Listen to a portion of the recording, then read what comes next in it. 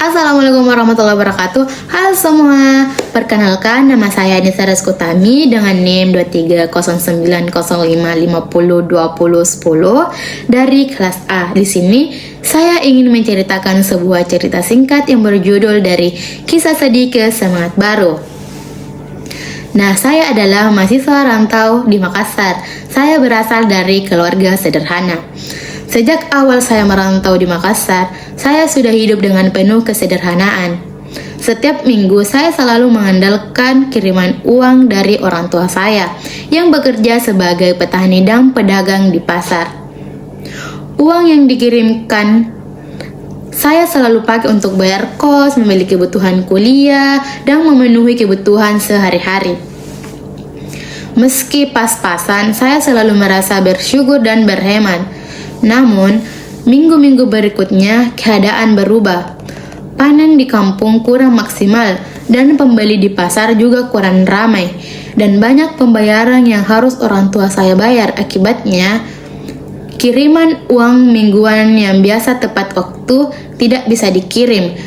Ketika saya melihat dompet, saya hanya menemukan uang sisa 50 yang cukup untuk 2 hari.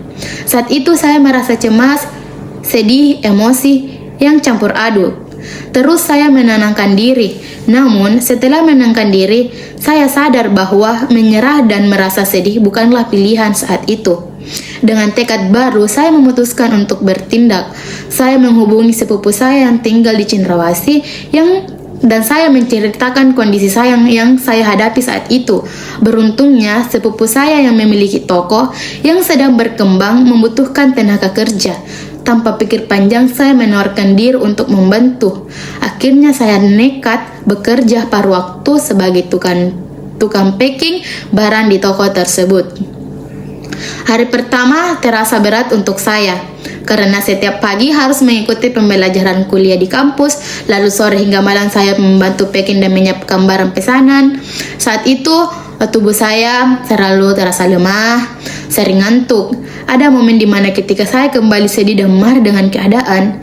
Namun, setiap melihat wajah orang tua lewat panggilan video, saya selalu kembali bersemangat. Karena saya tahu bekerja keras sekarang adalah cara untuk membantu meringankan beban keluarga. Perlahan saya mulai terbiasa dengan pekerjaan paruh waktu itu. Saya mendapat penghasilan tambahan yang cukup untuk kebutuhan sehari-hari, bahkan sesekali bisa menabung sedikit. Lebih dari sekedar uang, pengalaman itu membuat saya merasa lebih kuat dan sadar bahwa kemandirian lahir dari keberanian dan menghadapi kesulitan. Dari itu saya belajar bahwa ternyata saya mampu bertahan bahkan dalam kesulitan apapun. Kini setiap kali saya melihat kembali masa-masa itu, saya tidak lagi merasa malu atau sedih. Justru saya bangga pada diri saya yang mampu bertahan dan bangkit. Pengalaman pahit karena hampir kehabisan uang di perantauan ternyata menjadi titik balik yang menguatkan saya. Saya juga belajar dalam hidup ini. Kita memang tidak bisa mengendalikan keadaan, tapi selalu bisa memilih bagaimana cara kita meresponnya. Kesedihan dan kemarahan memang wajar muncul, tetapi jangan sampai membuat kita merasa nyerah. Justru dari rasa sakit itulah terbentuk keberanian untuk melangkah maju, seperti yang saya alami. Krisis keuangan bukan akhir dari segalanya, melainkan awal dari perjalanan menuju kemandirian dan semangat baru.